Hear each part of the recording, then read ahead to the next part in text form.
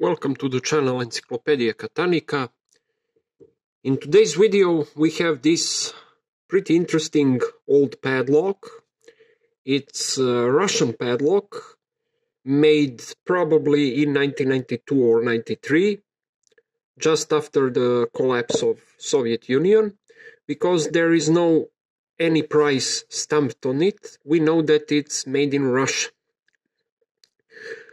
The logo on the lock suggests that it was a pot factory, because it remains on a pot, judging by the orientation of the keyway. But if we flip it, we could say that it's antiphon or earphone factory. It's hard to tell, maybe it's a condensator factory or claymore factory. It's very hard to know which factory made it. I didn't find any data about this logo. The key is made out of steel. The bitting is classic Soviet bitting, Soviet type of bitting, pretty rigid and strong key. As you see, it's stamped on the stamping machine, that's why the bitting isn't so epic, like in case of previous videos when I showed you the Rodina padlocks from Bulgaria. It's the same thing. It goes really hard inside because springs, pin springs are so heavy.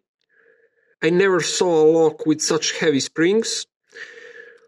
The lock body is made out of zinc, and shackle is made out of steel, non-hardened steel. It works okay. If you see, the locking pole is just as well as everything else stamped piece of metal. If it could focus, you see, really simple solution but pretty effective. And we have a screw down here. This lock is partially rekeyable, which means that you couldn't disassembling it completely, so I won't do that.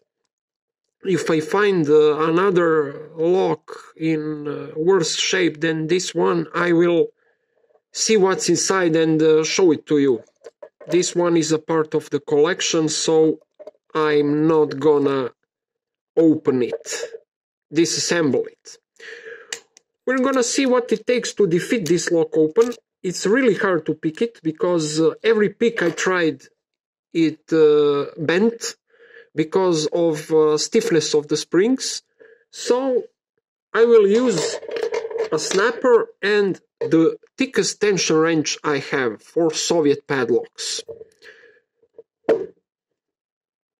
It's also really hard to take it in hand because it's huge lock. It's over 70mm padlock width, and we're now gonna try to snap it open to see is it gonna work.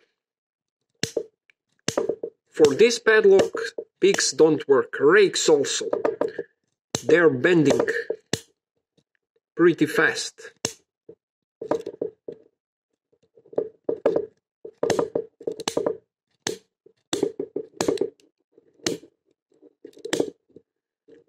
For now we don't have anything.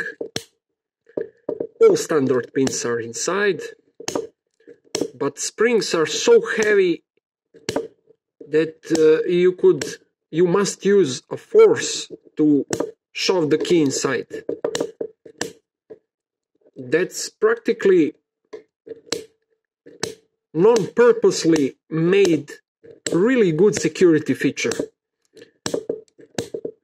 Because with such a great amount of force needed to overcome those springs, lock isn't susceptible to SPP.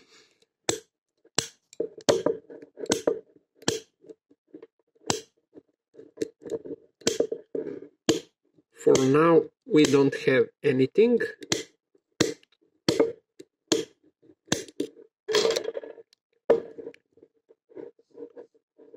I have to increase the tension. Also, the zinc core rubs the Bible, and it makes huge amount of friction, so also it's pretty hard to overcome this, as well as stiffness of the springs. I think those springs are really heavy, like those springs used in pen. For now we don't have much progress, we don't have success.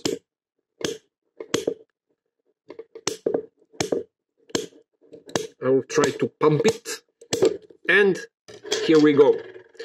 We have it open. Really interesting lock, really unique lock, unique design. I don't know the factory logo, which factory produced those locks. They're not easy to find, even if in my country, because my country was overwhelmed by Soviet padlocks in the mid-80s till mid-90s.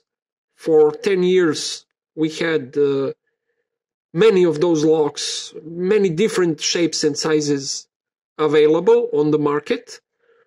But this one was probably rare to find even in that time, and now it's even more rare to find. I only saw one lock in use. Never more, never again. So it's pretty unique lock. One of few locks, Soviet locks, which is partially rekeyable, serviceable. Most of those locks are not easy to service, because you have to destroy it, to drill it, to do something with it, to be able to go and find internals, release internals. So guys, that's pretty much it. Thanks for watching. Have a nice day. Bye bye.